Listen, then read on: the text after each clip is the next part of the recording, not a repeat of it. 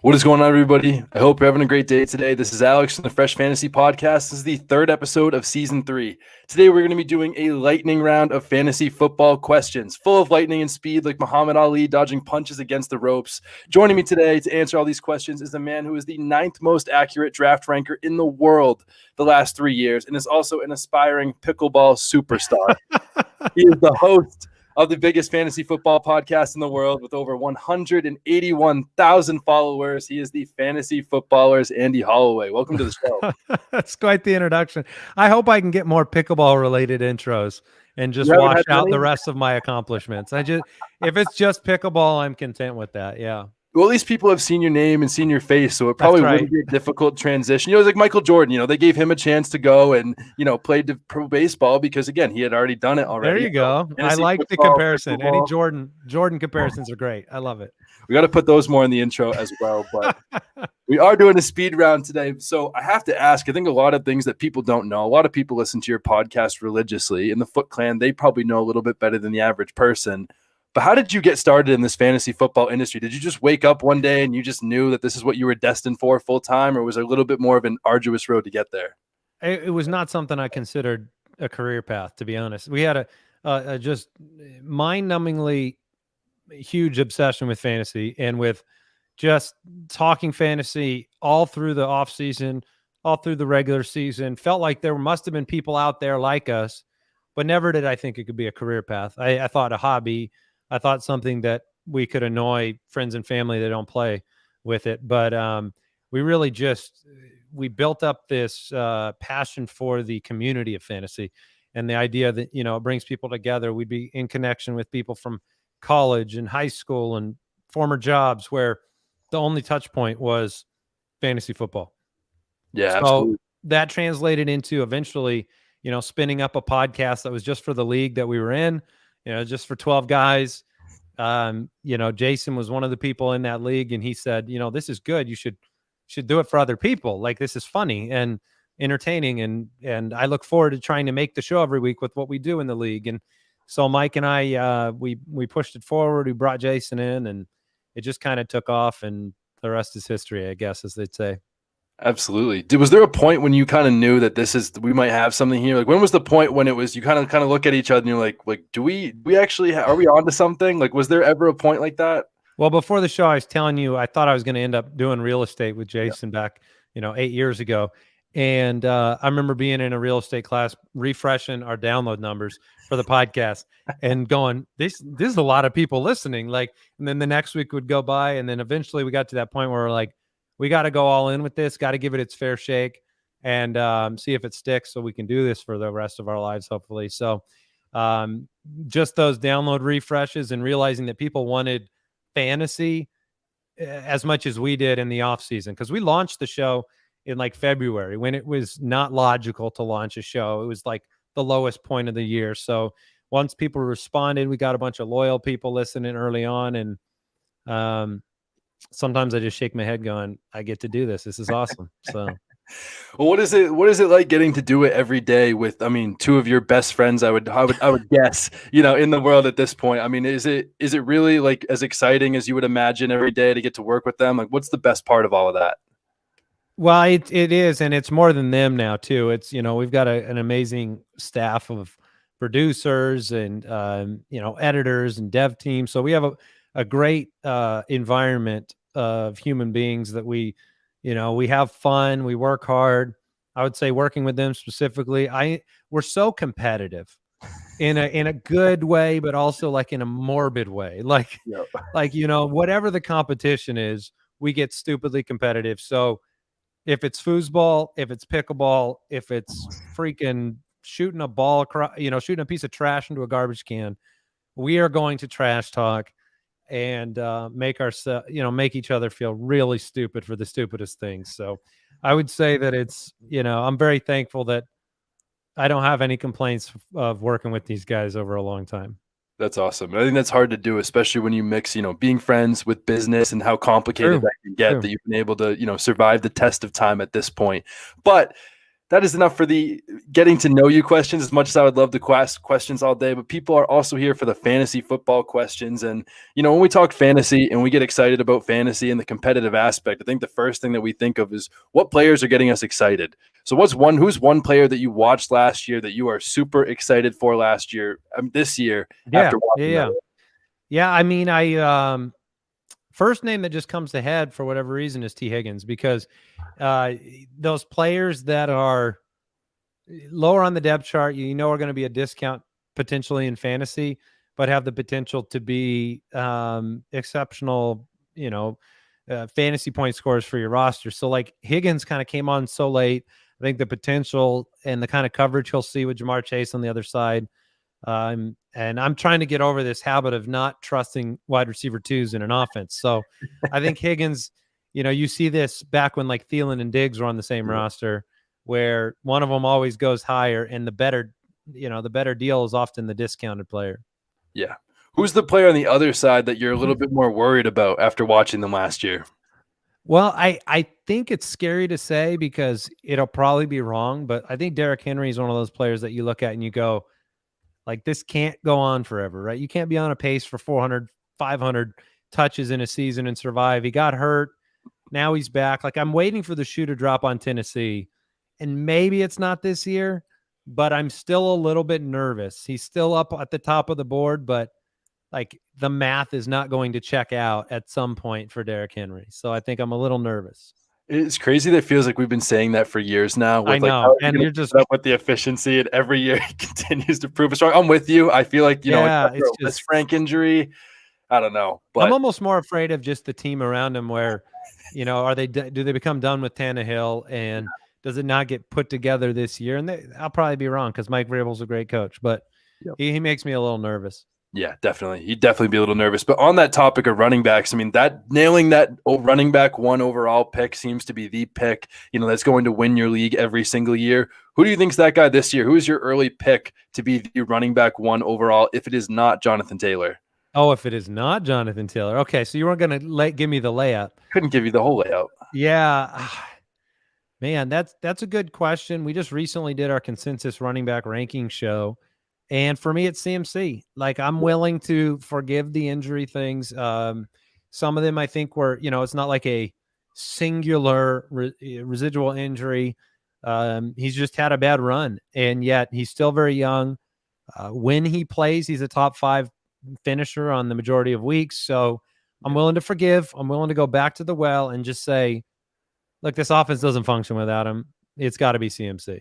Yeah, 100%. That's the same pick I had. Again, there's more talented on the field, than CMC, and I think he's the guy. But what about for wide receivers? There hasn't been many wide receivers besides Antonio Brown to repeat as the wide receiver 1. So if not Cooper Kupp, who do you think's the guy that finally breaks the mold this year and is the wide receiver 1? Yeah, it's a good question because I think there's a handful of players that fit the they could do it category. Yeah. And you're really betting on not, your likelihood of getting the number 1 with the number 1 ADP is not going to happen, but who's got the highest chance of being a top 5 finisher? Because that'll be enough for you. Yeah. And I guess I'll go Jefferson. I mean, I think because Jefferson gives you that week to week stability mixed with, he can still put up a 200-yard game. He can still put up, a 2-touchdown, 3-touchdown game like a Jamar Chase, but it gives you a little bit more of a stable baseline where, Chase had, everyone remembers the huge games, but he had a run where he kind of disappeared. It was a Higgins game. So I think Jefferson is my pick, but I think that Chase could do it. And, there's probably a handful of other guys. I don't know if Debo can slide into that category again this year, but you just want odds. You want odds at top 5. Yep. I had the same pick for me again. Jefferson. Look at this. Perfect. It's amazing. But I think the other thing that people don't think about enough is, I mean, I know that he wasn't the play caller, but, you bring in the offensive coordinator. Of course. Cooper Kupp. Yeah. So, maybe he unlocks Kirk Cousins a little bit more. So I think the potential is there. What about tight end? I hope that we're on the same page for this one. Once again, who do you think's the tight end 1 this year? Or who are you taking between Travis Kelce or the field? Yeah, I think everybody wants the off season where they can finally say, I am definitively going Mark Andrews, or I'm going to go Darren Waller or something. But for me, it's Kelce. I'll take Kelce versus the field. The absence of Tyreek Hill, just kind of the target totals. I'm going to take the shot. I don't blame anybody if they want to go Mark Andrews this year, but I'm gonna stick with Kelsey. Yeah, I think so too. People were Oh, saying you're back. You're back. Kelsey as well. Okay, Absolutely. I was hoping we would, I because like there wasn't were sure. so many comments between TikTok and Twitter that I'd seen that people were like, Kelsey's washed, like he's not the same player. Like he was the tight end too. He's been the Yeah, tight end one 5 of the last 6 years. Like, why are we going against this guy?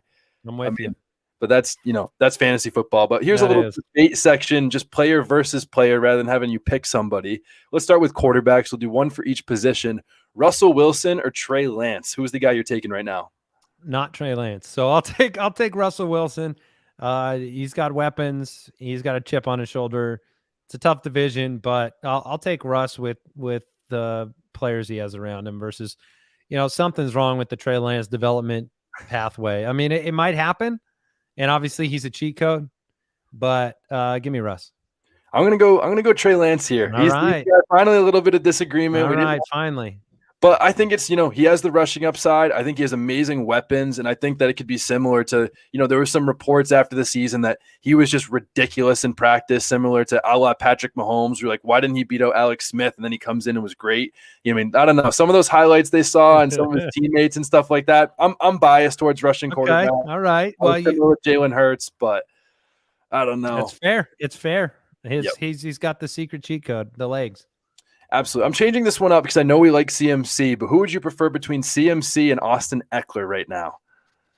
I'm still gonna go with CMC. Yeah, Yep. I think Eckler last year, it was kind of ridiculous. Like, he's great. I think every one of his touchdowns came within the 20-yard line, passing or receiving or rushing. He was ridiculous. And I think that offense, you got to love that offense in Los Angeles, but I think he had 8 receiving touchdowns, something a little higher than I think I would expect from him. So I'll lean the CMC direction. And Eckler gets banged up too, so I'm not letting injury really dissuade me. Yeah, same thing. Again, there's just no one fantasy-wise more talented when on the field than Christian McCaffrey, and I don't think they're ever going to be able to tone his snaps down just because of how great he is. But these last two are probably the toughest ones for me at this point, and that's Tyreek Hill or A.J. Brown. Who are you taking between this one? I've gone back and forth all day trying to decide. Yeah, this is really, really close. And I mean, it's probably A.J. Brown by like an eyelash. I'm just, the question for Tyreek Hill is not, will he be worse with Tua than Mahomes? It's how much. Yep. So the pathway for him is Tua taking a step forward, extending plays like Patrick Mahomes did, and then using the secret powers of Tyreek Hill. And so I think A.J. Brown, you just know he's the alpha. You know that the play action pass puts him in one-on-one situations. So until Derrick Henry's gone and until that offense changes, I have to hope that he stays healthy. So A.J. Brown, but barely. Yeah, I'm going to go Tyreek Hill just because the last couple of years, Miami averaged 5 more pass attempts per game last year. Tyreek Hill, again, it's not going to be the same without Patrick Mahomes, but Tua was the best in the NFL in deep completion percentage and red zone completion percentage. Maybe he gets a few more rush attempts with Mike McDaniel, maybe playing him in a deep like McDaniel role where he gets a few more rush attempts, than A.J. Brown would. So I think that's where I would go. But again, it is splitting hairs there. It's that one's close. That one's close. What about Kyle Pitts or George Kittle? Because, they're both changing quarterbacks, both completely different, both super talented. Who are you taking on this side? I guess I'm going to lean Pitts here. Yeah. The youth, the injury history for Kittle's starting to pile up. The quarterback changes. Like, regardless, I think the target totals are going to be – Pitts is going to get more targets. And, assuming Debo doesn't throw a fit over this contract, he'll be back. Ayuk is there. The rushing offense with Shanahan. So I lean Pitts, but it might be painful getting those touchdowns. That's the hardest part.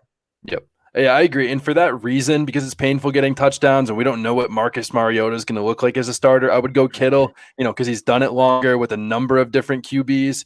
And San Francisco last year was the second least pass attempts in the NFL per game. So I don't think that can get much worse with Trey Lance when they only average about 31. So I'm going to go Kittle slightly there. But I personally, as a fan, would hope that it's Pitts. I love watching Pitts play. He's interesting. But how about a bonus one? One last one real quick.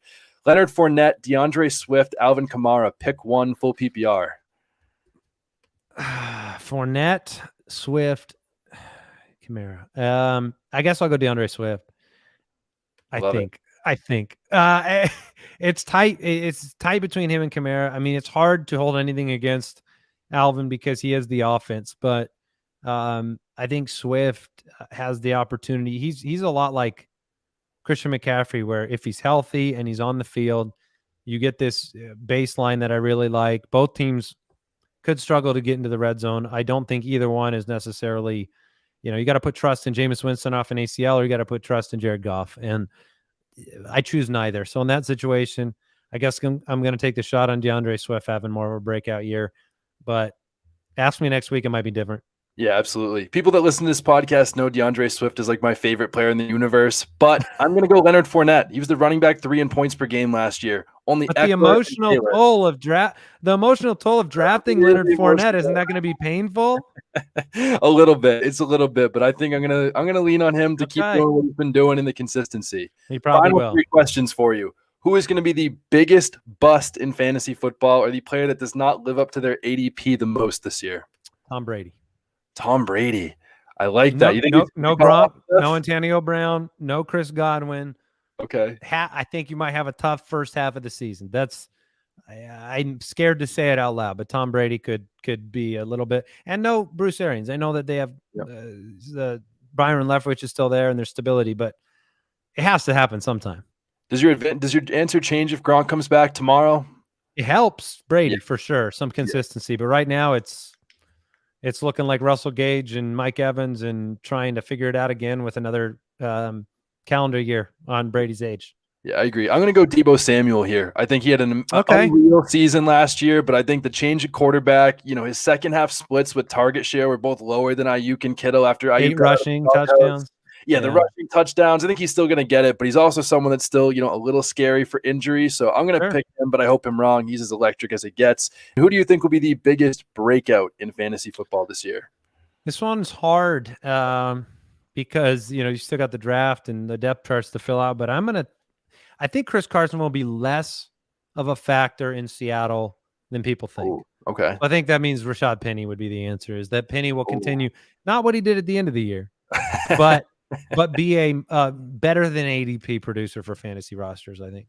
Okay, I like that. I'm going to go, following the format I've seen the last couple of years. I know this is probably unfair of me to say with my bust pick, but it's going to be Trey Lance. We've seen a rushing quarterback really break out into the top 3 or 4 quarterbacks for most of the season with, Lamar, Kyler, Jalen Hurts until he had his high ankle sprain last year. I think Trey Lance is going to follow the mold with those weapons, his rushing, everything like that. I think everything is shaping up for him to be a superstar in the NFL, and we will see. But that'll be fun. That'll be fun. Now, you'll change your opinion if Garoppolo starts, though, right? Yeah. Just I might have to. I won't die on that hill too much. I will come down from the hill eventually. It will be fun to watch. I mean, if he doesn't start, then something went wrong. So absolutely. And my final question, again, people have followed you guys, all the greatness that you guys have produced each and every day. What do you think is your biggest tip to someone younger that's trying to find a way to make it in this fantasy football industry, as we call it? Yeah, I mean, there's a number of things I'd say. One is be yourself. Don't try to be another person in the industry, or be what you think people need to see. You got to be yourself so you have an authentic connection with the person on the other end of whoever's listening to your content, reading your content, and have enough passion to kind of overcome and persist through the doldrums or the difficult times or the grind, because it's going to be that for you. So if you love it enough, then you won't resent that time of paying your dues and working extra hard. Have something unique to say and bring to the table, whatever that case may be. And I often say, if you have another discipline and another walk of life, like a different career, some of those disciplines may translate into you breaking into the industry. So look at where you can apply things that you've learned that you are an expert at in fantasy, and maybe you bring something different to the table. So I love that. I've not heard that one before. That is phenomenal advice. Andy, thank you so much for coming on the show. Before we get out of here, anything you want to plug or that you want the listeners to know about? It's all good. You know the show. You can listen to it. We're always recording, and it'll be a very, very fun upcoming season. Thanks for having me. Absolutely. It's been a pleasure. To you listeners, thank you so much for tuning in. As always, please leave a review. You guys already know what to do, and I hope you all have a great rest of your day.